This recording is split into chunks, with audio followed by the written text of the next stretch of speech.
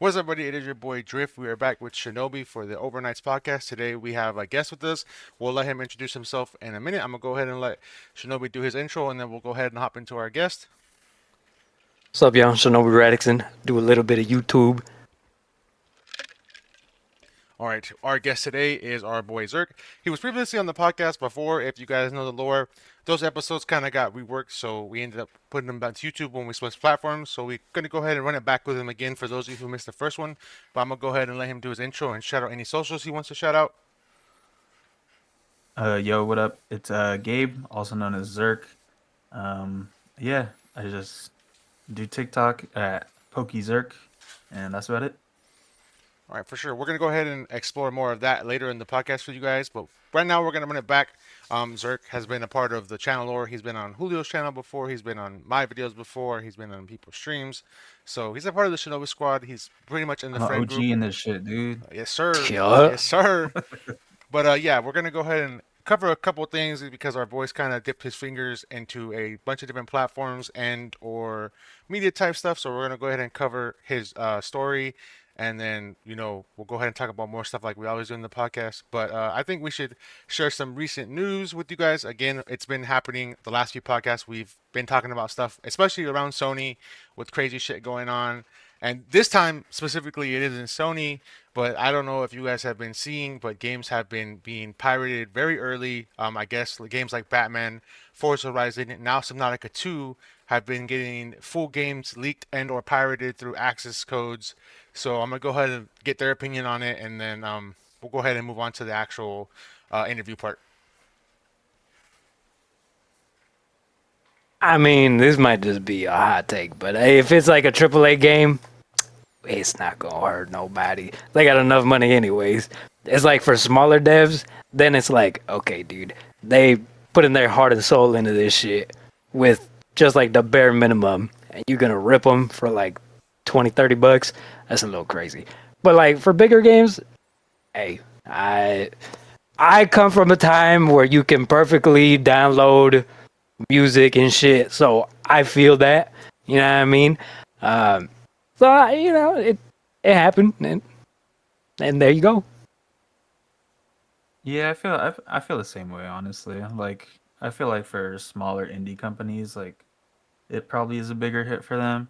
But like with these AAA titles like EA and Bungie and all these big companies, like it ain't gonna do much to them. They're making bread no matter what, you know? Like, Yep. And Yeah. they be planning to rip that shit anyways after like a couple years and shit. Oh, right? yep. It's not Servers like are it shut won't down. be Tough. available again or Yep. something. Like, Yeah, I actually agree with everything you guys said too. I actually was talking this with Zerk a couple days ago at work. I said for like the Batman game, it didn't really matter because like the only thing that was like holding them back was like if people see the game was like bad, then maybe like it lowers like the anticipation. But since people got a hold of the game, the reviews have been good for the people who stole the game and leaked the game anyways. So now it just makes people who don't have their hands on the game want to get the game even more. So it just actually just helped them more because this was already an anticipated like game of the year S game. So it's like now people see that oh some people got it early and or it's good so now it's going to make more people want to get it even more. If anything it's doubling down the amount of people who were thinking about picking up the game anyways now. Yeah, and then I mean you can also have a situation where it's like the Sonic movie where you just get bullied into oblivion to completely changing shit, and then you end up getting something better out of it. So Yeah, like I said, yeah, I agree with everything you said, especially like the negativity on like the lower end games, because like the only thing that sucks about lower end games is minus the people like putting their heart and soul in it. It's just with how fast games get canceled right now.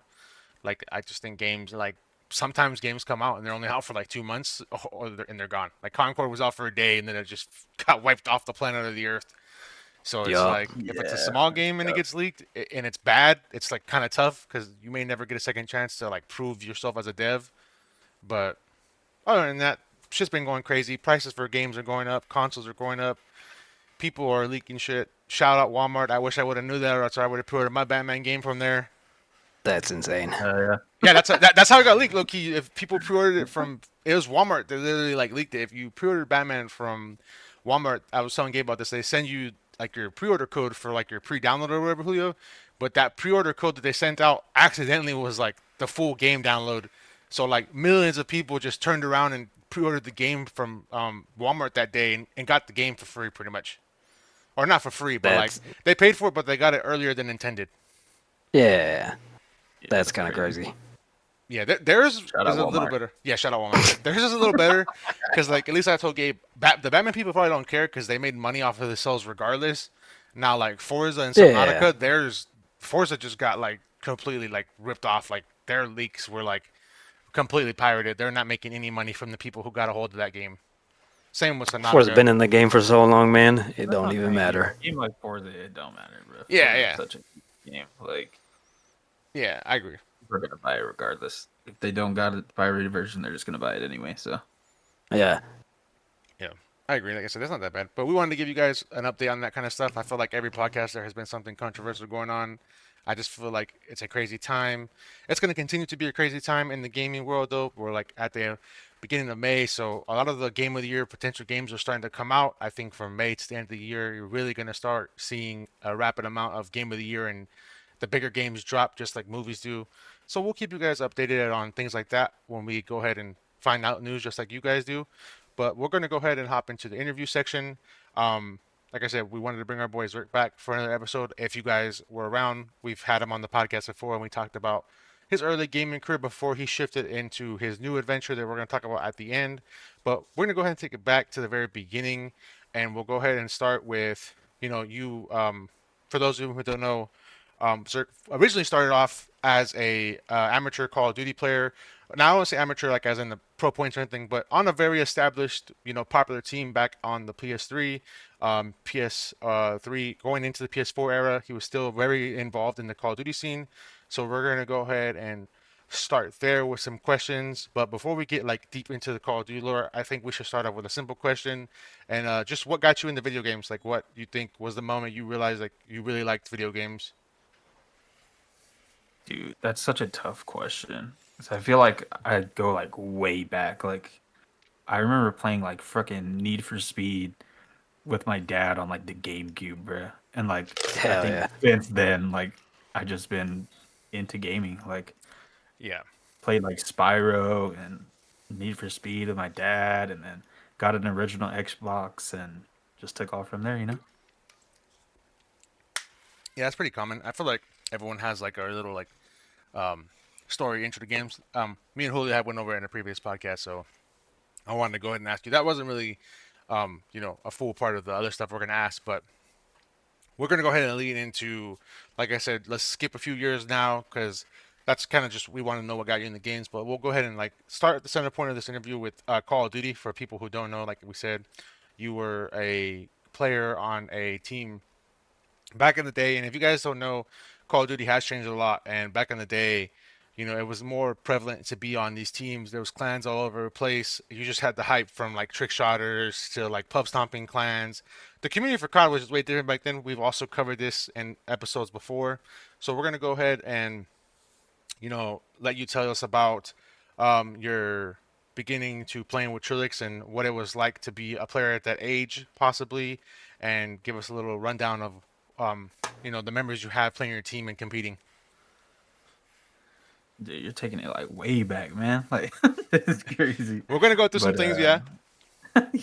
yeah, man, I started playing comp when I was like what, Black Ops 2? I was probably like 13, I think. Yeah, that's around the And time. I played for a team called VK, and that was like when I was playing comp. I was like top rank, was scrimming all the time, playing GBs or just scrims against other teams. It was a fun time, man. Like that was like my prime. I always talk or I always say, like when I used to play the game all the time and was really into the comp scene. And then after the comp scene, I joined a team named Trilix, and that was a sniping team. We would do like montages and videos. We had a YouTube channel, did all that. This is like the same exact time, by the way. Like I'm doing comp, and then I also have like another account because back on PlayStation 3, you just made up bullshit ass emails and you can make Yeah, million different accounts. So I had a bunch of accounts, but I was doing like sniping, comp, like It was a good time, man, and especially being young. Like I was like one of the youngest kids like in comp at the time. Like all my teammates were all like 17 plus. I felt like, and yeah, it was a good time, man. Yeah, that's what, the Call of Duty scene back then was way different. Um, it was more prevalent, and I think people were like not really clout chasing at the time. So most of the things like you did back then with people were like genuine interactions. People were like loyal to clans, and for those of you guys who were in that space, like clans were very prevalent at the time. Like you either like did like trick shotting clans, or if you were like on the comp scene, and the comp scene was also way more relevant. I mean, you had websites like Clan Wars, GB's, MOG was still a website. MLG, Yeah, all that kind of stuff was still a website. So are still around and able for you to just constantly compete and get yourself a name. So that is also super cool to hear about. So I want to still stay on this topic before we go to the next one, and ask you what it was like to, your guys' I'm pretty sure I think it was Trilix. I might be wrong. One of them I know was in contention to you guys were being really close to like a sponsorship, but a lot of it didn't work out because a lot of people's ages and things like that. But like I wanted to know what your like feeling kind of was, if that was a possibility for you guys to make something serious out of it, and if you think you would still be into Call of Duty if it panned out like where it was something serious. yeah, it was actually VK, my comp team. Well, it was both technically, but VK was the team that we were going to get a sponsorship, and it fell through because ages, um, being me, because I was really young at the time. But yeah, it was super sick to know like we were in contention to get a sponsorship because that doesn't just like happen. You have to be like a good team or like a known team or have some kind of like relevancy in the space.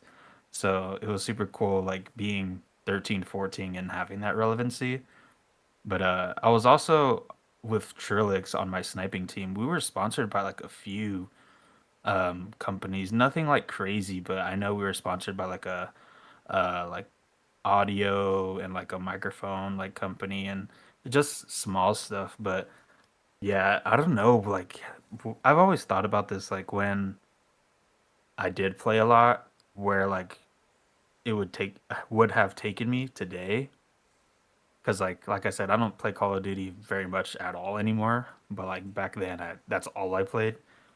But yeah, it'd be very interesting to see where like it would take me. I think I definitely would have, if that would have fell through and like it would just kept going that way, I definitely would see myself kept playing for sure. Yeah, I think anyone with the opportunity back then um, would have saw it through, especially with like as good as you were at the game. It's also kind of like unfortunate that obviously age was a factor, but also at the same time, BO2 technically was like the first Call of Duty that Xbox 360 got the rights back to Call of Duty, because for people who don't know, like before Xbox went like huge during that era, MOG and Sony were a partner, and people who played Call of Duty professionally before Black Ops 2 was actually on the PS3. I don't think people like really remember that. That's kind of like a deep lore that people forget. Like people actually got PS3s at first because at the time Call of Duty was unclaimed, and they were just the comp scene was just sourced through what MOG could partner with, and then when Xbox got the rights to Call of Duty, everything kind of just changed, and 360 kind of became the main stage premium console for Call of Duty.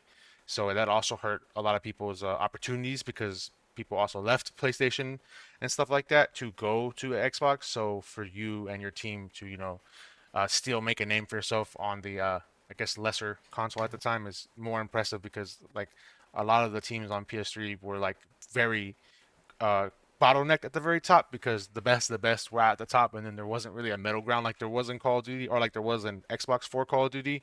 So it's even more impressive that you guys were on the map, on a slightly less popular console at the time. Yeah, I agree. Yeah, Brian didn't know any of this shit. What the? This is Yeah. crazy. yeah, What Yeah, this the? was like freaking what I don't even know like what year this was. When did Black Ops 2 come out, man? that's I think 20. I don't know. It's eighth grade. I think that would like be like 2011, That 2012 had a bit. maybe. Yeah, 2012, I was 2013 like sound right. 12, bro. Yeah, Yeah. Yeah, crazy. I was like that's 13, crazy. 14. Yeah.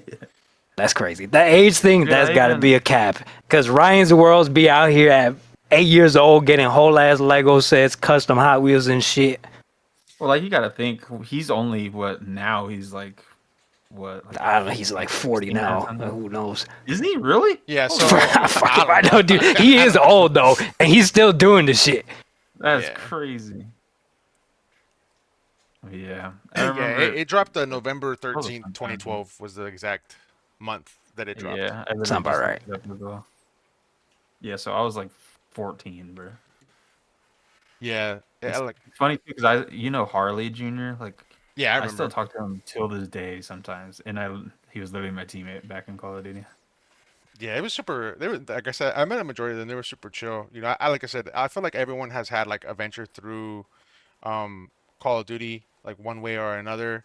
Um, so it's kind of crazy, like where people always connect themselves to that.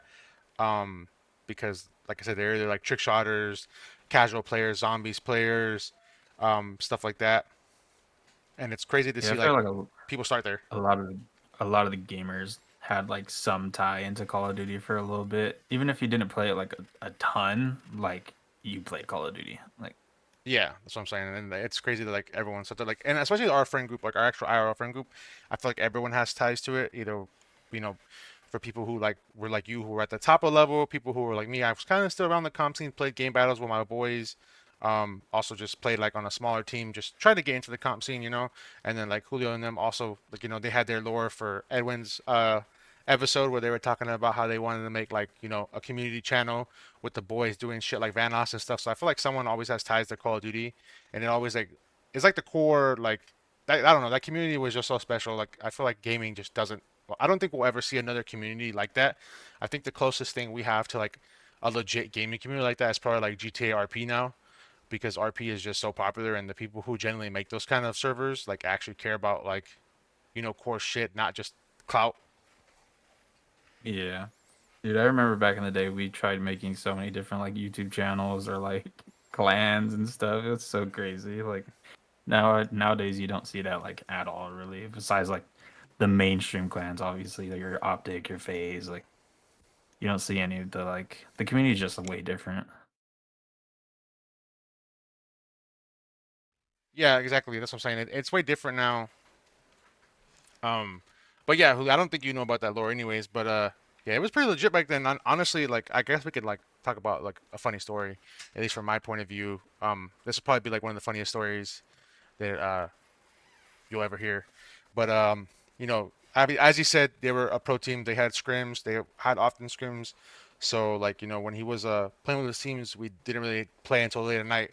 But there's a vivid memory I have where they had a scrim for a match coming up like soon for like a tournament or something that they were playing in, and they needed the scrim to go through.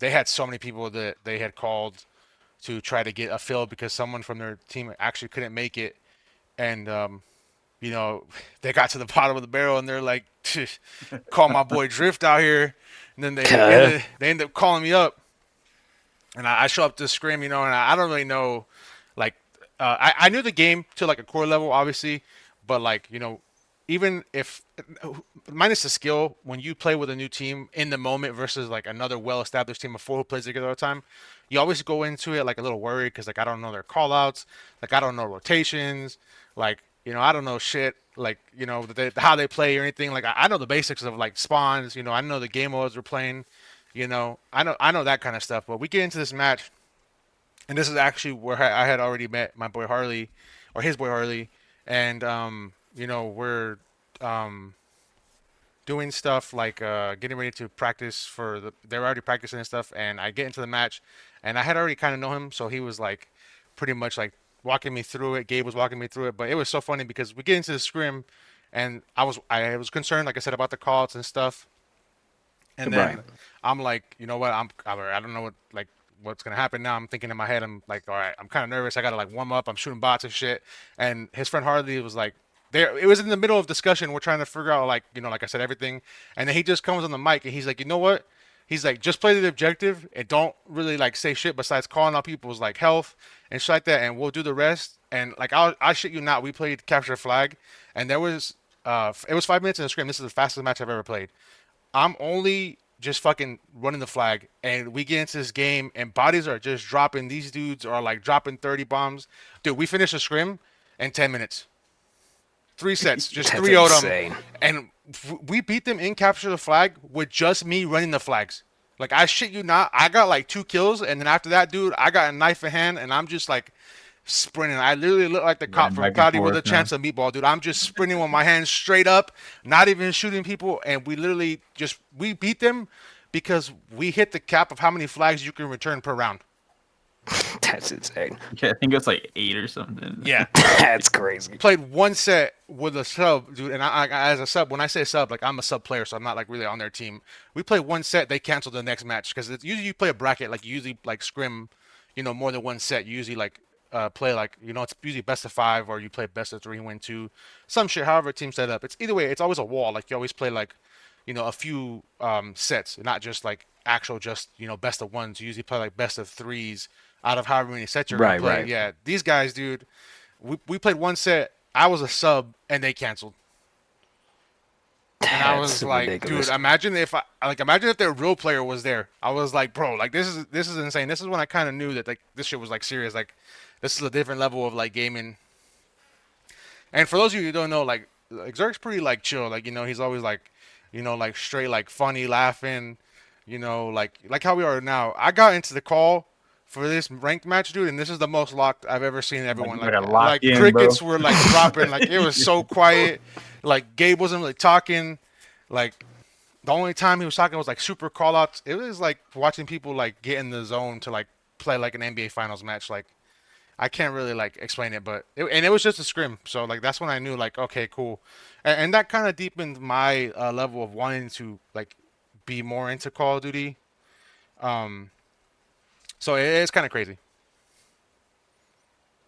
Yeah, man. Yeah, Back that's in in the day, it fucking was 10 fun. minutes. Yeah, Yeah, we were like probably one of like the top like 3 teams on PlayStation because, like Junior said, most of them were on the Xbox, but on PlayStation, we were probably one of like the top 3 teams. And even when we did scrim those other teams, like we mostly came out on top. Like especially those guys. Like I played with them from basically like launch of Black Ops 2. Like not launch, but like super early into the game because I literally jumped on into Call of Duty and all I played was like competitive or I just like sniped. Other than that, yeah. That sounds fun. Gabe was a little sweaty back then, dude. yeah, We're it was a talking super about like sweat. broken controllers, 100 kill Yeah, streaks, 1 death. We rage quit out of the game because that 1 death, shit like that. dude, there's a picture somewhere on the internet of I think it's on my old Instagram. It's Oh just a yeah. picture of a controller, just like the PS3 controller middle part. There's like no Hell side yeah. angles. The Yeah, whole on I have screen. the Instagram. I'll put the picture in the pod. It's just like, Yeah. dude, his whole controller is like shattered. Like you can see like the circuit board, Like and you I can see the mean, motherboard. And that yeah, shit. and it's like half a controller, Julio. It's not even like the top plastic part is broken. I mean, like No, the yeah, whole yeah. left side of the controller is gone. There's no grip. There's no the whole left side. Imagine like you cut a controller in half with a knife, and that picture is just the right side of the controller. Like I don't even know where the left side of the controller is at. Like it's just the right side, just snapped in half through the middle. That's crazy. But yeah. His life or death, dude. Yeah. All right. Well, we're gonna go ahead and hop into the next part of the your chapter because I said it's kind of crazy because I feel like as we talk more, we're gonna realize that like I said, you've kind of dipped your fingers in a few different like I guess hobbies. So after we leave the gaming, there's the potential for you to be an amateur. Some time passes. You're still gaming in between all this, but I think the next big step you took was your photography. And for those of you who don't know, my boy actually did car photography, so he kind of went from obviously Zerk or Zerk VK or Trulic Zerk to Zerk Media, and he kind of grew himself a little bit of a following through doing car photography. So I kind of want to see what that was like, what the transition was like, and what really like inspired you to start doing pictures of cars. Like who were some artists and or people you followed who previously did pictures of cars that like made you want to do it, or someone who inspired you? Because I feel like you've always liked cars. I think if your IRL friends obviously know you like cars, so for us to see you transition, it kind of made sense. But for people who really don't know, like what kind of got you to make that hop and transition and take a step back from gaming? Yeah, I mean, I feel like, like you guys said, I've always been into cars, so I've always been like a car guy. But like before I even did photography, I did graphic design. So it was like I had that little artistic like capability already. And I followed a few people on Instagram that already did car photography. One of them being a guy named Logi, and I actually ended up doing a collab photo shoot with him. But I followed him, and I really liked his photos. And there's a few other guys, bigger creators out there that I followed, and I feel like I was just like, you know what, like, kind of tired of graphic design. Let me, try photography. So I got my cheap little like $400 camera or something like that, starter lens for like $50, and I was like, just gave it a shot. I think my very first photo shoot was literally at my mom's charger. Like, that's just how I Hell started. yeah. Like, I You got gotta to start start somewhere somewhere, though. because like, yeah, Yeah. like I didn't know people like in the scene yet, so I was just like, I'm just take pictures of people who I do know who have somewhat decent cars or like nicer cars. And my mom had a Charger, so I was like, Charger's a sports car, so why not? And then, yeah, just grew from there. I started doing like free photo shoots just to get like my name out, basically like a photo shoot for a shout out, basically, just so I can get somewhat of a following. Did that for like probably like 3 months, so I could build like a little portfolio, put that together on like Behance, and then yeah, I just started like posting my name out there, going to car meets and like meeting people and interacting with people with nice cars. And then yeah, eventually I grew I think my page at its peak was at like 1,700 followers. Like I was posting pretty frequently.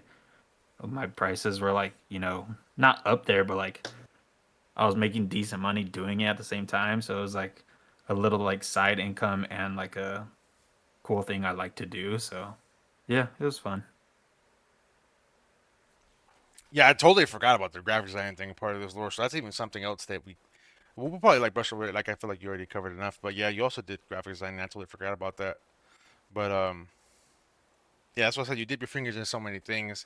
But yeah, it's crazy to see like how you go from like thing to thing that we're gonna continue talking about, because it's like I feel like it's more than the bare minimum, because you're like you said with the photography you got a decent amount of following, and then this is gonna probably lead into the next thing when it comes to following, because um you gain some exposure on PS3 from your clan, and the YouTube pages, and the almost being there when it came to being an amateur, and then you go to your photography, get a nice following, and then we're gonna go ahead and segue into Julio's questions. We end up having him do some things for you and do his part of the things we're gonna talk about. Well, we're gonna go ahead and transition back into you going back into gaming, because it's been like a full 360. I feel like with you, because after you're doing your photography, we decided to maybe start doing streaming and playing Call of Duty around that time before it comes out, and you're making a name for yourself in the gaming scene. So I'm gonna go ahead and let Julio go forward with some of the stuff he wants to lead forward with this part of the interview. Well, before that, what's your favorite car? Oh, that's a good question. Dude, I don't even know. If we're going like it depends. Like if I have unlimited money, like Yeah, this Yeah, I'll is go like this something is like your I. top crazy. But one, like like yeah, top one car. Yeah, this is like if I can have like one, even if it's like just like a project car, or it don't got to be nothing crazy. Just like the one that like you be like, yeah, that's my shit. I'm gonna give you a few different answers, different scenarios really quick. If I had unlimited money and I could just buy a car and just like that's the car, dude, it'd probably be like a I don't even know, dude. That's so hard. I feel like a Porsche GT3 RS or like a 2002 Acura NSX, like OG Hell all yeah, like. hell yeah. But like if I had to get like a project car, I really like old American muscle, so I'd do like a '69 Chevelle, and like if I could just like build that from the ground up with as much money like as I had just to like build it, I would do Yeah. that. Hell yeah. Hell yeah. I'm from the West. Mine's the '63 Impala. I just Yeah, see? And classic. my mom has a '67. What's it called? God dang it! Why do I always forget the name? '67 something. I Hell just yeah. yeah. The 6'7". Yeah, Anyway. Oh yeah. yeah.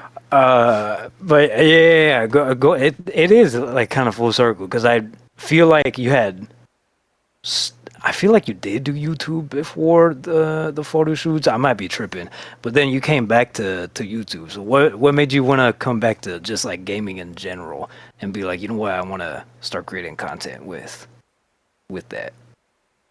Dude, I'm a gamer at heart. I feel like gaming is like I mean even till this day, y'all know like I still play video games with all the shit I got going on. like but Yeah. yeah, I feel like I got back into like the Call of Duty scene around like the time I was like getting out of graphic design and into photography because that's when like BO4 came out or like not even was came out, but it was like popping. And that was like the last like true phase of like Call of Duty that I like really played. But yeah, I think I just came back just cuz dude, passion. I just loved Call of Duty at the time and it was like the only game I played. I feel like it was the last like good Call of Duty, I guess, for me. Mm. And then I had a lot of people to play with too, so it was like one of our good friends, Justice, played a lot.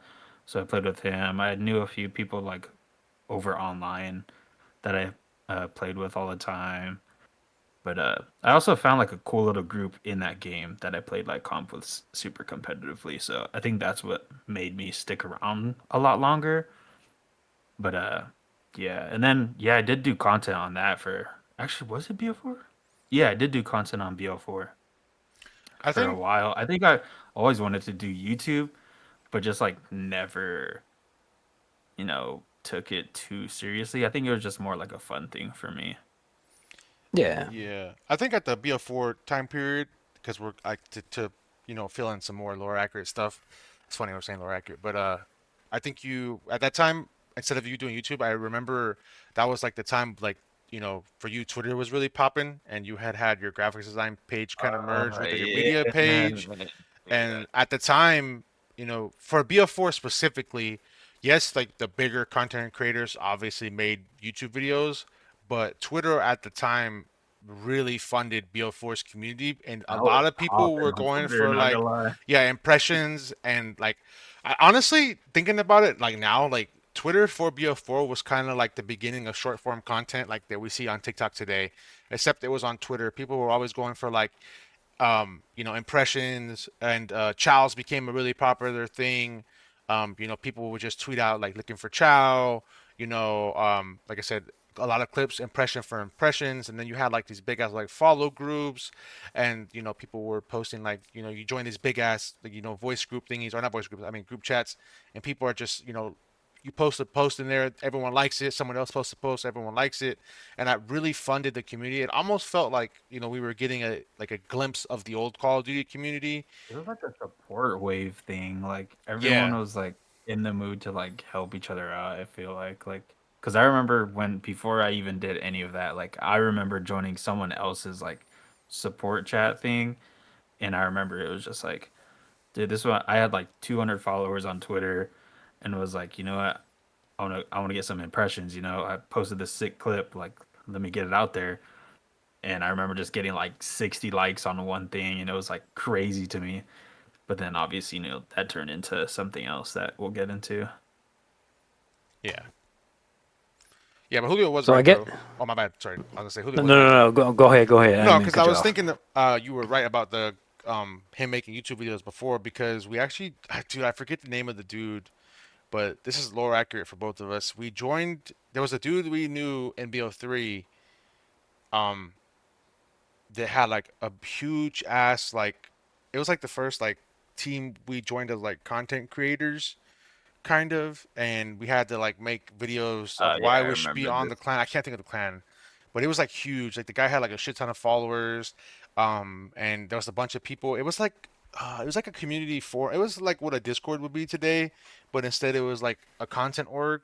Kind of, it's kind of weird because it wasn't like a legit content org, but those of you that know content orgs, like I said, we joined this content org for doing BO3 clips. And I feel like this is gonna lead into what you're gonna continue to talk about because um, this is how it all started. Because just like Julio and Edwin, all of them, our friends at the time for BO3, we were kind of all making content on BO3. It was me, Justice, Rico, Gabe. We were all going hard.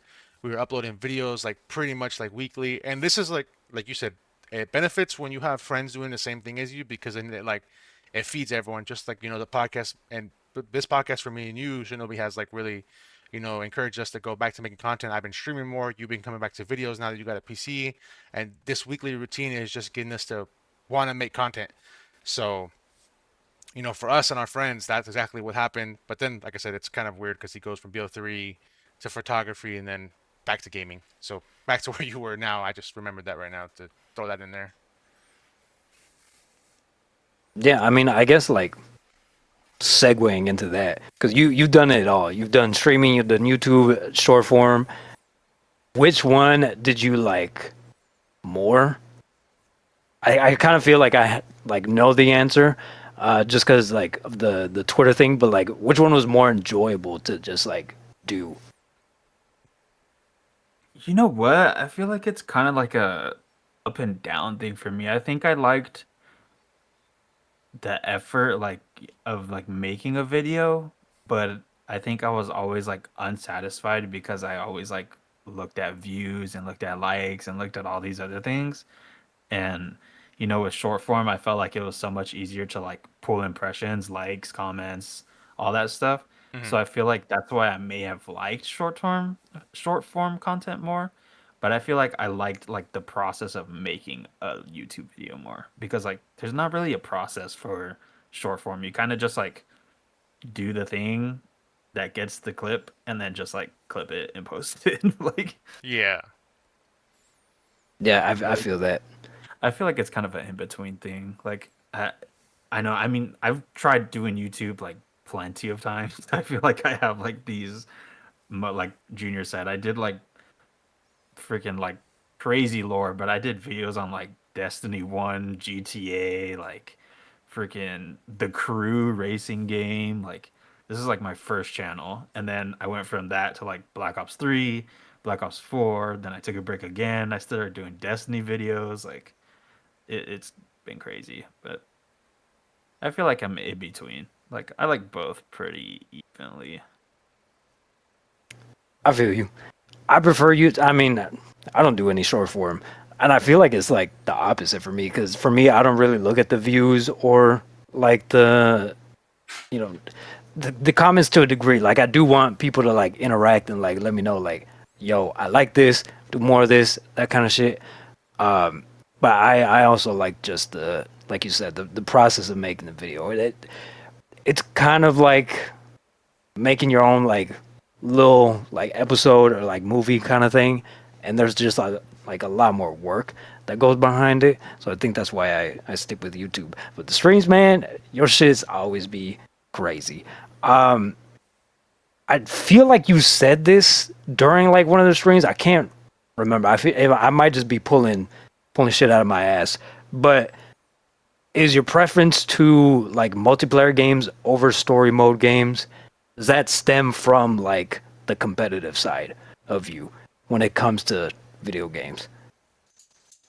Oh yeah, 1000%. I just feel like that's like my nature, like competitiveness. I feel Yeah, like I always want to try to be like better than the person I'm playing against. So like yeah, I like some story games. It just has to like really grab my attention. Like and I feel like story games honestly are just like too slow for me. Like my brain is just like processing so many things or like tries to process so many things at once that like I don't know. I just feel like story games just don't do it for me. And like you said, the competitive aspect, I think multiplayer just fulfills that obviously because you can't really do that in single player games. But yeah, 100%.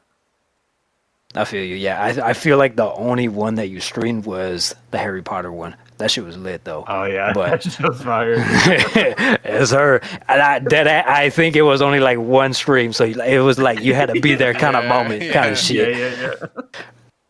But um, so we got to the content creating and streaming, and then I feel like it got to a point where all of us started getting into like Pokemon and just like the TCG and stuff.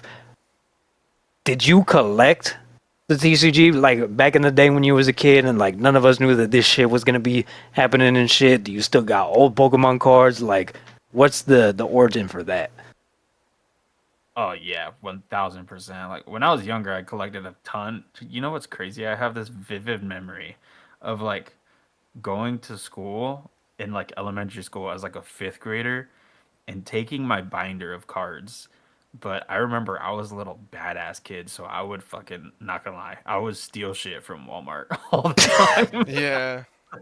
I would take shit from Walmart all the time, but like I had to get home, and if my mom see me coming with some shit that like she's gonna be like, "Where the hell did you get that?" Yeah, And I remember specifically, this was at my grandma's house we used to live in. That she had an alley, and I put my binder of cards that I had just got like from taking all these damn packs from Walmart in the alley, so like I can just go like later in the day and pick it up. And I did that, got home, whatever, blah blah blah, went to go get my cards and they were all gone. And that was like the most vivid memory of like me in collecting Pokemon. But like yeah, like I collected Pokemon super heavy back in the day. I mean, even when I met Junior, we were both into Pokemon. Like this was like XY era. And yeah, I kind of stopped for a little bit and then obviously recently got back into it. And I think that's kind of like when all of us got back into it. I feel that. I can only imagine the one dude on Fent that took that binder now. He's like, thank Dude, God I took that he's shit up. now. That dude is up right now. Yes, Cause sir. damn, dude. Cause I was telling him, I can't remember what part it was. I wasn't really big into Pokemon when I was little, but Yu-Gi-Oh, and I remember having like this big ass like Dude, tote same. full Like of I Yu-Gi-Oh was into cards. Yu-Gi-Oh too. Like Yeah, and like I feel like those like they're really like rare when it comes to like really high prices, but when they high prices, they're like I could buy a car with this kind of shit. I mean, some Pokemon cards be good getting to that point, like the Trikachu right now from yeah, it's just like two what one grand it? almost. Yeah, and that's just Crazy. raw. Graded is Yeah. like 4. It's like disgusting. Um, but we all got into it. What made you want to start just like flipping it? Because I know when I first started, it was just like I want to collect the shit. I want to try to do like master set kind of shit. It wasn't until like my laptop fried, I was like, all right, I can start selling some shit. Yeah, I feel like honestly, like when we first got back into it, or not even we, but like I think Junior was like into it super heavy with Vic, Yeah, and I like I didn't really stop like you guys. I think I yeah, slowed down a Junior little bit kind because of I got always into did pops it. a lot, and then I slowed down. Yeah, Mm. yeah. So I feel like I like stopped pretty heavy. Like I still had my like collection, and this is so bad right now that I'm like super into the TCG and like selling and stuff. But like I had my freaking white binder, freaking just like cards thrown into the sleeves, no extra sleeve, no like top loader, no nothing. And Yeah. I had this collection just sitting, and I know Junior knows about this too because I remember like trading cards with him and stuff too. But I think he was super into it or like was getting super into it. And then like, I was just like, you know what? Like, why not? Like I'm gonna just try and get back into it. So I remember like we were going to shows and this was like me, Vic Jr., and Vic's friend Isaiah. We went to a few shows, and then I just got like heavy into it. I remember this is when like 151 came out, Oh yeah. and dude, I remember I don't know what we were doing, or if we were just came back from work or something. But I ordered like 8 ETBs Oh Uh, off yeah. off Amazon, and all shipped them to Junior's house, and Hell yeah. we got to his house after work and we just ripped everything. Like all 8 ETBs. Obviously, the ETBs were only like $50 or $60 or something like I could get them on Amazon at the time, which is like you can't do that now. And Yeah. yeah, we just ripped like a ton. It was like three 151s, like three Paldean Fates, like two Obsidian Flame. It was just a ton of ETBs, and that's where I think like really got me back into collecting. And then yeah, I feel like I just found this like, you know what? Like this shit is profitable. Like I could probably, you know, take the cards I already have and sell them and make money. Like and then I think that's where it kind of just took off from there. Yeah, I feel like that's how like most people are when they're first just like, I kind of just want to do this shit for fun, but then they see like these motherfuckers just flipping shit for thousands and shit, and you're like, you know what? Let me go back. Let me check my shit. Maybe I don't really like this card no more, like that kind of Exactly. shit. And then you just start building off of shit. What's your favorite set? Oh, dude, that's so tough. I feel like if it's like I'm gonna give you two different ones. I'm gonna go like a more modern set, and then I'm gonna go like a more like vintage set. Yeah, So like modern, I really like Paldean Fates, obviously like the Bubble Mew, the Charizard, the Gardevoir. So that's probably my favorite modern set. Vintage, dude, I don't even know. I wouldn't even say like vintage. I'd say like more mid era. Probably be like I don't know something in XY. Like I really like evolutions, the Megas, the Charizard, the Blastoise. Yeah, you Uh, also have all the reprints in that too from like the older yeah. sets. All the reprints of like the base set Zard and stuff. Yeah, I don't. I I feel probably you. couldn't give you a specific, but something in XY for sure. Because I feel like that's Yeah, when I was like collecting V the most. Not gonna lie. yeah. I feel like it usually leads to that. Like the first set that like you really dive in and you're like, I kind of want to master set it or at least get all like the dope shit. That was Crown Zenith for me. 'Cause before it was just like Evolving Skies, I think was the one. Um, and I was like, you know what? I kind of want to like really dive into it. And then that was like Crown Zenith for me. But how's the life of selling Pokemon cards? Because we hear a lot of shit. You know what I mean? Motherfuckers be scamming on whatnot, trying to sneak the god packs off of the screen when somebody cops the shit. You know what I mean? It was like I not too am the long scammer. ago. I'm just kidding. Hell yeah, hell yeah. It was not too long ago that I don't know if y'all watch him. Coop's Collection. He does TCG for Pokemon, Yeah, but I know Yeah, I know what that Scoop. is. Yeah. Yeah. yeah. So he just got into like One Piece, and he was on whatnot, and then he bought the whole box. Bro pulled the God Pack, and then as soon as because he ripped it off screen, and as soon as he saw it, he was like, yep, stream's over," and then just gone, like What? crazy That's shit. crazy. Yeah, crazy shit. But what's your experience? Because I feel like there's like the other side of it where people are like, "Oh, I didn't get my card," or "It came damaged," or "Oh, you sent the wrong kind of thing." Like, you know what I mean? You know what's crazy? I've only had like three incidents in like this whole time, and I've shipped now over like 500 orders, and I've maybe had like three or four incidents where, and it's never been like where someone like never received anything. It's more like maybe like the condition they were expecting wasn't what they were expecting, you know. And I've always, Right. done my best part to like fix that or like reimburse or, do something to help it. But yeah, I feel like I haven't had many issues with it. I mean, I feel like that's just like I don't know, like a being a fucking seller thing, like Yeah, having good etiquette towards people, like Yeah. I feel that. You it's mainly just singles, right? That you do. You don't really do like slabs or like sealed. I do some slabs, but no sealed. I've had sealed before, just nothing crazy. Like if I do get sealed, it's like basic shit, like nothing crazy. It's But I do also I do just hard dabble to in flip slab a sealed. little bit. Yeah, I feel like sealed's just not the wave right now. Yeah, I'd be too scared to buy It's sealed just so if I'm not expensive. like able to. Yeah, for that reason, um, especially if I'm not able to like hold it and actually check, because there's like some where like you could just like tell Yeah, like dude. off rip like Gabe be out that's here like Coop's collection for real. I'm not gonna lie. That's crazy. that's Motherfucker insane. opened hella Mega Evolution shit. He's pulling Lucario, Charizard. Hits me up on one time. It's like, yo, I'll give you this fucking ETB on stream for like super low. And he's like, just come open it so people open it. I buy that shit. I got the promo card only. 10 packs full of shit. Hell yeah! Now Oh, he that's pulled insane. Charizard, he pulled the Lucario I needed. He's talking about, dude, I'm ripping these small ass little booster pack boxes.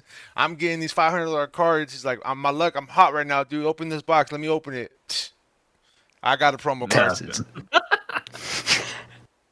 that's insane.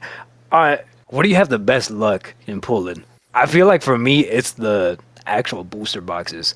The ETBs, I be getting some good shit, but aside from that, if I'm not pulling like an actual booster box, I rarely get anything.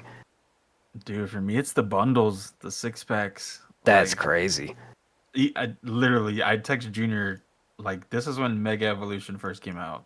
And it was like maybe like 3 days after release. I bought like, I don't know, probably like 6 ETBs and like 4 bundles for like stream. But I was like, you know what? I'm gonna just open one bundle. No shit, you not. I pulled the Lucario SIR, and That's it was like insane. $600 at the time. That's crazy. And then like Phantasmal came out, same thing. Phantasmal came out. I opened one booster bundle, pulled the Zard. Absolutely insane. Do you Yeah. like ever? Because I know a lot of like vendors, they don't really like buying uh cars whenever like a set first comes out because it's like it's a lot of hype. You know what I mean? The numbers are crazy. People are just trying to get the cars, trying to complete the set as quick as they can, and usually they just end up dropping. Do you not have that fear and you're just like, whatever, dog, I'm gonna rip this and I'm gonna just flip it ASAP? I feel like if I rip, then I'm not too concerned about it, because like I mean, if you're ripping something and you're probably already in profit if you pull something, so it's like doesn't Yeah. really matter. But like if I'm gonna like buy something that someone pulls, I'll probably hold off just because, like you said, the market's like so volatile at the moment just because it just came out or like a card has super hype and 2 weeks from then or 2 days from then it could be $300 less. Bro, yeah, some of these is just like insane, and it's like shit that you wouldn't expect that be skyrocketing too and shit. Um, like my Giratina, I feel so fucking. I'm still That pissed thing off is that I had to sell that nuts. shit, but like checking that price now, it's like almost double now. I'm like, what the Mhm. like that's insane. Pokemon Yeah. is freaking nuts right now. Yeah, I don't honestly think it'll ever like get back down to what it used to Oh be. no, I feel not at like it's all. always just gonna be like this. Yeah, this is a I funny feel like it'll story. come down, but it's not gonna be like the coming down isn't gonna be like the normal, like it's gonna come down, but like that new coming down is gonna be like a high compared to what we were used to. Yeah. Yeah, it's super funny too because like he said, like I feel like he stopped doing Pokemon cards, and I guess I kind of influenced him, like because he went to spurts of doing Pokemon. When I didn't know Zerk, he did Pokemon cards. He stopped. He seen that I had started collecting them, and me and my brother, that was like our thing, kind of. My mom used to get us like that, like just all the time for like Walmart or like Christmas. We used to get a lot of Pokemon cards, and this is funny because Gabe's dad had came back into the picture of being around all the time. And one time, when Gabe first wanted to get back into Pokemon cards, he like told his dad, "Oh, like, I want to get some. I want to get into Pokemon. Like Junior and Vic are doing it, and I kind of want some Pokemon cards to collect." His dad pulls up to my house, and I used to be like at the front of the house, front of the window, like first like window in the front of the house. He knocks on my window at like 2 in the morning one time, and he's like, "Yo, you need some." He's like, "I got some Pokemon cards for you," and it's just a stack of probably like 200 unassorted, stolen Okay, dude. cards. talking about like, here's my son's collection. He's like, y'all got, Backstory: my dad is a heathen. yeah, yeah, but he's just whipping through the cards, talking about, like, here's some cards to collect. You got this card, you got this card, you need this card. He's like, you tell me what cards you want, and I'll get you the cards. That was the beginning of him getting back into it. But it's funny because like then he stopped again, and then this last time that we're recently talking about where he's at now, it's funny because like literally we went to like a store, and then I was like, me and my friend Manny, you guys know that, or Kaidub, we just hang out all the time. And we're like always going shopping. Like Julio knows, it's like we're either like we're Dude, just I fucking. forgot about That's this all weekend, we bro. do. This is all we do. Hold on, this is the funniest part. This is all we do. Like me and Manny, we'll go to like this is how I have so many of my pops because like every other weekend we're like at like Toy Temple headquarters, Collectors Market. So like every so often like weekend, we were going places. Gabe wanted to get back into Pokemon cards, and I literally told him like right when this is funny because like now he's like leveled up and knows so much like more about the market than I do. But when I first like tried to when he first got back into it, you know, I literally told him this is the first thing I told him. I was like, bro, this is like the worst time to get in, and that was back then. Like this was like right. I like a year or two ago, so like it's not even as bad as it is now. It Like was like a little 151 lighter came than out. yeah. So like at the time Gabe was getting back into it, singles were not like unless they were like big hitters, they were not the way they are now. Like most of the singles were like $80 was expensive for like a card for the most of like them, and like modern and like the super mid era was not like what it is now. So singles were not as bad as they are now, but packs were like already bad. Like at that time, 151 had Yeah. just ended, so it was like, dude, the market was like super bad for packs. And I literally told him I was like, I tell this to everyone, like even like Artsy when he asked about it. I think when you first get into Pokemon, if you can avoid packs, if you're not addicted to gambling and you want to like become a member of the hobby, to join the hobby, like try to like focus on what you're gonna collect, like because like just going randomly and buying a bunch of shit like packs and stuff, you're just gonna be at a loss of money at first. Like it's hard unless you're like super lucky and pull a bunch of stuff. So it's better for like maybe you to like start buying like a couple of your favorite Pokemon cards, like kind of like buy a couple of your favorite Pokemon. Like if you like Gyarados, buy a couple Gyarados cards to start your collection. Like start somewhere rather than like just ripping packs. But he took this, what I said into consideration and threw it out the window. And we got there, Oh and yeah. and this is the problem with going to buy stuff with Manny. And this is what I've learned. Manny is a not say no person. If you ask Manny if you should buy something, his answer will always be yes. So Gabe and Manny, they both buy a pack. Manny bought a pack of like whatever he was collecting at the time. Gabe bought a pack. Okay, they open their packs, right? Manny gets it to buy another pack. Okay, then Gabe's like, fuck it, he's buying another pack. I'm gonna go buy another box. Gabe buys another box. Bam for bam, baby. Yep. Then Manny's like, fuck it, I'm gonna buy Basically, one more. And then Gabe's like, all right, fuck it, I'm gonna buy one more. And they bought another one. And this was the first store. We ended up going to like 4 or 5 stores. Dude, me and him are both out. I think I I'm spent like $1,100 that yeah. weekend. And every Yeah. store we go to, Manny is buying stuff, but like Gabe's also like in the mood to buy stuff because Manny's buying stuff. And in my head, I'm like, dude, I have been shopping with Manny before. Like eventually, like his pockets run deep. Like when Manny wants to buy something, I don't make Manny money. Like we don't make man. Eventually, Manny is gonna spend more than us and encourage you to just fucking spend more because his pockets are a little deeper. So it's funny. Like he said, we ended up going and it was like he was like excited to get back into Pokemon, and I told him about that. Like I said, and he threw the consideration out the window, kind of. But he literally said when we first started, he was like, "I'm not gonna go like crazy. Like, I just want to get back into it, kind of." I shit you not, we probably opened like 6 different boxes of 151 at different stores, or That's Paldean Fates. It was insane. like at least like 2 ETBs, a Dude, I smaller remember I bought packs. 2 freaking SPCs, like the special premium collection for 151. I bought 2 of those, and they were like $200 each. Yeah, I think and I did the same shit. yeah, and then the story gets even funnier because he's slowly getting into, Pokemon. And at this time, this is when his fiance was getting into collecting Funko Pops like me, and they watched Game of Thrones. And we're sitting there, dude, at a Toy Temple store that we took Gabe to in China, like a bigger one, or well, China Mall. And then they had a signed Jon Snow pop. This was a singular pop for like $80. And Gabe was looking at it, and I'm like, dude, I told Gabe, I was like, that pop is gonna be hard to get. It's hard to find people like to sign the pops, especially like a voice actor like Jon Snow.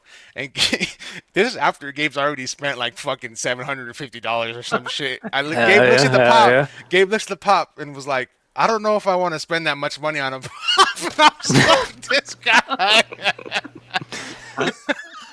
and then Dude, priorities. and then he's like, I just don't know if she's gonna start collecting like that. This might be a little too much. And then we ended up getting like a few of them.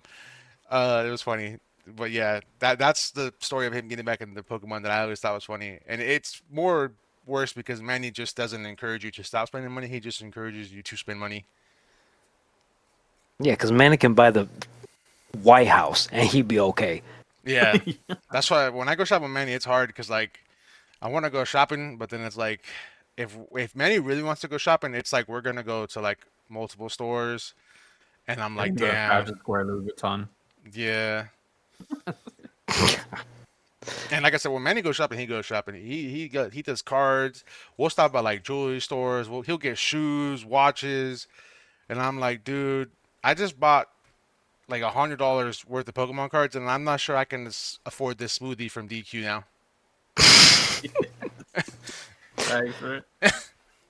Meanwhile, Manny over here, Gucci flip flops, AP bust down and Yeah, shit. that's what I'm saying. So it was funny when he first got back into it. Yeah, I totally forgot about that weekend. That's crazy. Me and Miggy used to do the same shit. Back when we had money and the shit was affordable, Yeah. every drop we would go to Amazing Discoveries and then it was the same shit, band for band. If one of us bought a booster box, the other motherfucker had to pull a booster box. Mm. It's so crazy, like how things have changed. Like I feel like so fast too. Like within like the last like year and a half, it's just like completely went crazy. Like, Yeah, because Yeah. that was back in with like 151 when it first well, the Scarlet and Violet era when it first dropped. That's when we would like do that, and then like halfway through, it was like we can't afford this. yeah. Like what the hell, dude? Yeah. I remember like I would order like cuz I'm not really big on packs. Like I kind of got out of the habit of doing packs even early before the market was crazy. I remember I ordered like a bunch of like actual like the big ass boxes, like the booster boxes from StockX and stuff all the time during like COVID and stuff when you know it was like people weren't really going out to buy cards and I bought like a few of them like pretty often. And they were like, and at that time I thought like $95 before tax was like a lot for those, or like 89.99. And now you go to buy a booster box like that, those big ass like boxes, and they're like 300, $400. And I'm like, dude, the hobby has just changed so much. Like it's so crazy. Yeah, I think a 151 like ETB is like a grand right now. That's Yeah. disgusting. I bought like 6 of them for freaking $200. Like, Yeah. Yeah, I was telling him when Crown Zenith dropped, I bought the Pokemon Center ETBs. I bought 4 of them, and I was like, you know what? I'm gonna save 3 of them. I ripped all of them, but Sorry, I forgot about this part. Yeah, go ahead. but me and Miggy, I can't remember why we was out in LA. It was probably for some concert. We was out in LA, and then we stopped by a shop, and it was the same ETB, and it was like almost $300. And I'm like, dog, I could have I think made it's my like money back 700 just right on now. one. Hmm. That's disgusting. Yeah, I think the PKC ETB for Crown is like $700 right now. Dude, that's disgusting. Yeah. Yeah, it's nuts, freaking nuts. Yeah, dude. Even It's as a so seller, I'm crazy. like, bro, I gotta pay so high. One, I gotta pay high as hell because nobody wants to sell their shit low. So it's like Yeah.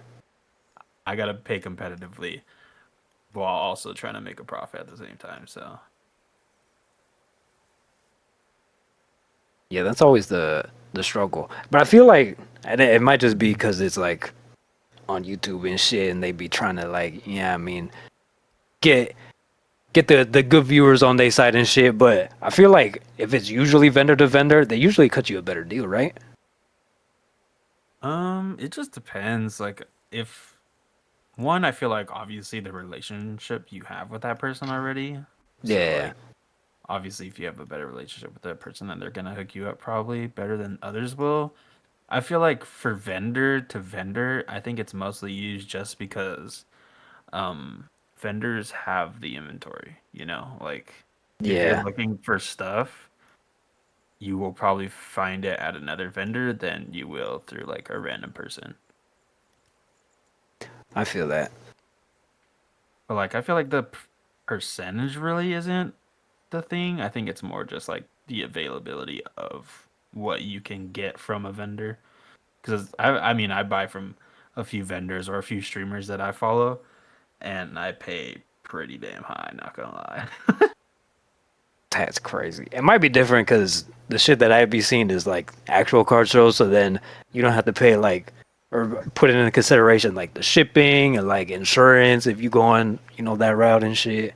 But Yeah, I'm sure it's different at shows. Like, I mean, I don't vent shows, so I only do streaming and stuff. But yeah, I feel like for me, I think it's more just like, okay, I know I can go to the streamer and get like stuff people want. Yeah, I might have to pay a little higher, but like, I probably won't find this good of stuff from like a random person or like Facebook Marketplace or like fucking yeah, offer up. Like, yeah, those are like once in a lifetime type shit. yeah, exactly. Yeah, it's the market is just insane. It's just so hard to like do anything to invest or anything. I like that's why I like for me like speaking personally, like I like to buy cards and stuff, but now it's just like getting kind of hard because like all the cards I do want to buy are just continuously getting expensive and stuff like that. But Yeah, I tried to hook my boy Junior up, but I feel like he's just defeated from the prices now. hmm I am, dude. I am. Junior's like, dude, this is a sick Raichu. How much is it? $300. Yeah, sick ass card. That's all I say. That's all I reply. It's funny though, because for me, like my collection is worth quite a bit, and it's so funny because like I feel like I get like a not like a funny look, but like a like damn, like I hate this type of like a spite type shit. Because like for me, luckily, like a majority of my collection, like people hear my number, like we talked to our friend like Amar, I told him my number, and he's like, dude. He's like, that's crazy. And then eventually he's like, you really spent that much? And I'm like, technically, like for me, no. Like I didn't spend as much as my collection is worth now because like a majority of the cards that I pulled or were like or I got back in the day when, fucking the card I have now is probably like a few $100 and when I fucking pulled it that shit was $20. So I just let my cards sit because I have a majority of like the mid era stuff. Appreciation, man. Yeah. Yeah. Yeah, I feel like Junior's collection is pretty fire, not gonna lie. I mean, I literally bought from Junior to supply my stream, so Hell if I yeah, didn't hell think yeah. his stuff was nice, I wouldn't buy it. Yeah, I did hook well we hooked each other up. Like I was working on dude, the thing with me is I fucking start a collection sometimes. When we first got back into it, I was an overly excessive hoarder for a really long time collecting cards. I don't think until like I guess maybe now that I'm like more mature and I have I guess more adult money and when we got back into it the second time or this next time when Gabe got back into it previously I wanted to we were going a lot more. We were both into it, and I kind of looked back at my collection. And I was like, dude, there's just a bunch of shit like I don't want now. So, because before, like in my binder, like I had all like my half art EXs, and just anything that I pulled, I kept. But when we started going out more and more, I realized like, oh, like I want this. I'd rather have this card than these cards. So like, Gabe would either help me, like fucking um take them to stores we like with good prices. But then when we got to like getting rid of my bigger stuff, this is where I'm leading to. Like I really set out to do like some of the trainer galleries, and I ended up finishing Hidden Fates, and I wanted to really like push to finish this. And then I had a bunch of tag teams. So my first cards, I sold two collections to Gabe actually. I sold him. What did I know? I sold you tag teams, and what was the other one? I showed you the rest of Vegas. something else. Oh yeah, megas. Yeah, megas. So we had just started like going to shows and stuff, and that's when megas were like starting to boom, and I wanted money for the show, so I was like, oh, like I'm gonna hook up my boy with some megas, and it was funny too, dude, because like I sold them the megas, and they were like clean, like you said, they were pretty nice condition, and it was funny too, because I'm sitting there watching the stream, and I'm in there like okay, cool, like people are maybe gonna buy some of my cards. Like I shit you not, my mega sold out like one stream almost. Instantly. It's just all That's gone. And I'm disgusting, sitting dude. there, and it's funny too because I don't want the cards, But then I'm like sitting there watching people buying them. I'm like, damn, like my cards are gone. That's Like, my money. nah, not that he hooked me up, but it's like, dude, it's so crazy. But it was two instances. But like I said, yeah, when Gabe first got started, I was lucky enough to help him, and he helped me. Like he threw me a little Like, extra when I came around for tag teams because he usually buys like at a competitive percentage, but he even threw a little extra on top for me because I really wanted. We had found this, or I had found this Charizard, the Hidden Face on Charizard on eBay. eBay for like a super like lower than normal, like almost like 200 under what it was at the time, and it looked like super clean and like he went out of his way to like help me earn a little bit extra money from some of my tag teams to like cover that and have extra like he made sure I got the Charizard and still made profit from some of my cards, which is really cool of him. He didn't have to do that, and he ended up turning around and doing that for me. And like we went through the process of him asking out some friends of how to buy from eBay and stuff like that. And anyways, I ended up getting the card, and because of him, I also used the extra money to fund the rest of them, and now I have all the hidden fates. So it was like super cool for him to do that. But yeah, for me, I like You know that Charizard, by the way, is like $800 now. yeah. And I bought it for like, Freaking guys. I think it was like, so it was like 395, I think, or almost 400 flat. I think, and after taxes for like the extra shipping and the guy reaching out and said that I paid a little extra and he like, packaged it better and stuff. I ended up paying like 440, I think. I think four. Yeah, it's not bad at all. And at the time, it was like almost close to six. And It it was has like, like one white dot. Like that's it. yeah. So I actually took that whole set to the store that we worked by at Chandler, and the guy pulled out the Charizard, and he actually said that even with that thing, that might be a 10. That's how Yeah, good it looked. So I was just like, depends on the grader, dude. yeah. So, but I have a few of the Hidden Fates ones that are like super clean.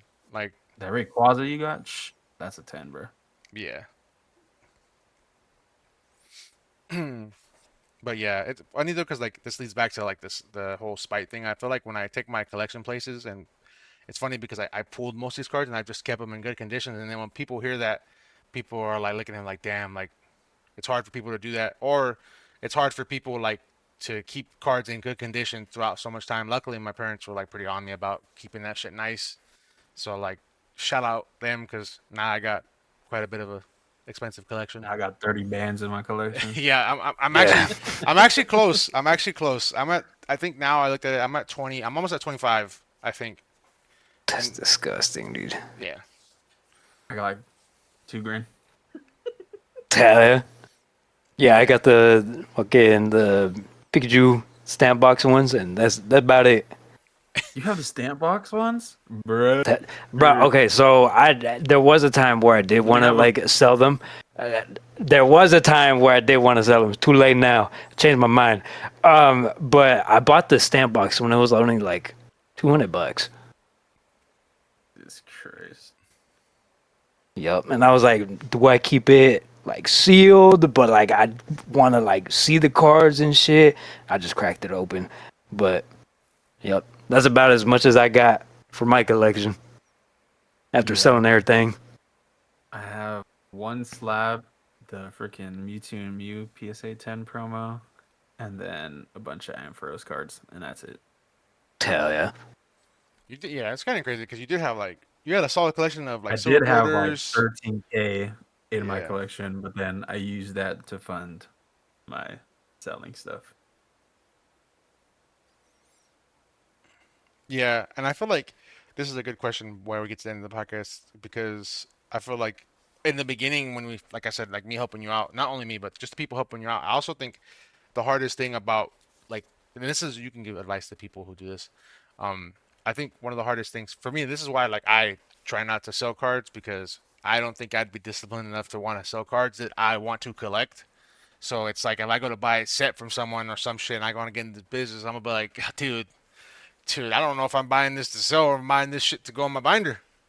So I feel like when you're a collector and a seller, it's also like counterintuitive because like you want to keep some stuff. You have heat that you want to keep, and then especially if you know what you bought it for. So like if you got a come up deal, you're like, damn, like I just hit a lick. Like this guy just sold me this card for like super cheap. Like now I kind of want to keep it.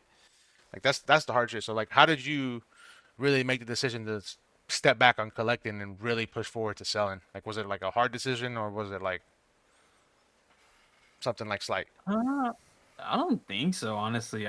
Shoot, bread's bread, you know. Like, Yeah. Yeah. but like, I think it's just like, honestly, I'd rather have like cash than like a card. Like, I like Pokemon, I like collecting, but it's like I'd rather have a continuous flow of money than like a few cards. And don't get me wrong, like there is cards even like right now that I have, and I'm like, damn, I'm trying to keep this, but like Yeah. I can't, you know, like. Yeah. It'd be hard. I feel like it also depends on like if it's rare enough. You know what I mean? Like if it's Yeah, some like if shit I that's come hard to across come a card by, that it's I'm not like gonna I'm keeping see that shit. again, then Yeah, yeah. yeah. Like I just had a Japanese Battle Festa Pikachu, like Mm.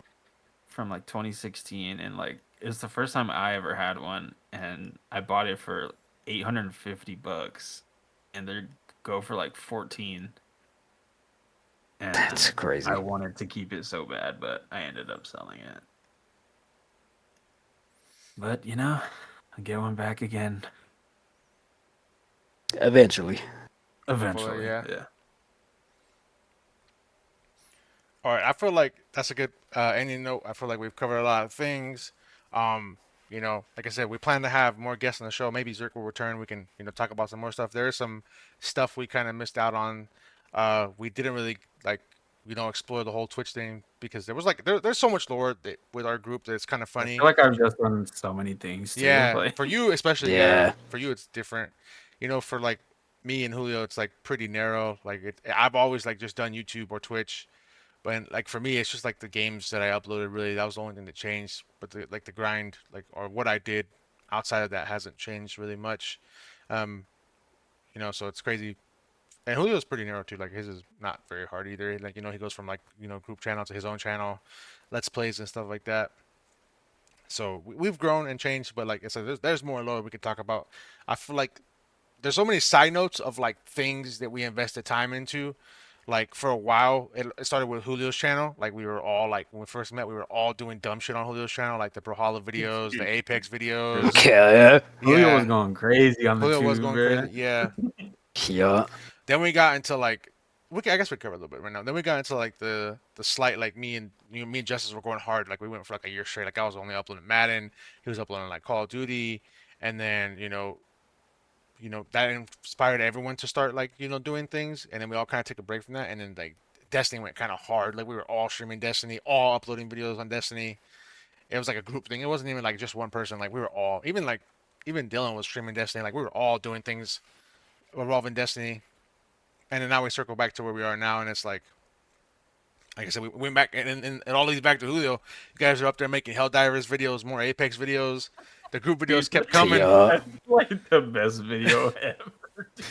I always talk about that fucking video. That shit's hilarious. I Yeah, feel like it's always better just doing it like a collab because we just go in there and it's just like us just I think playing it's just how like we like our normally raw fucking like play. comedy, like how we hang out with each other, dude. That's what makes Yeah. it like so authentic. It's fucking hilarious. yeah. But yeah, I mean, like I said, we'll plan on having them on the episode or on the pod again in the future episode. Who knows? We might talk more Pokemon. We might talk there's other topics that he can be involved in. Now, it doesn't only have to be interview style. We do hope you guys do enjoy the interview. We plan to have more guests on here. We're also going to be doing our weekly episodes, me and Shinobi. But before we head out, I'm going to let Gabe shout out his TikTok for a majority of the things we talked about in the present right now. Yes, he does play games. I don't know how often he'll stream. He does have a stream. I'll make sure I have that in the link in the description below.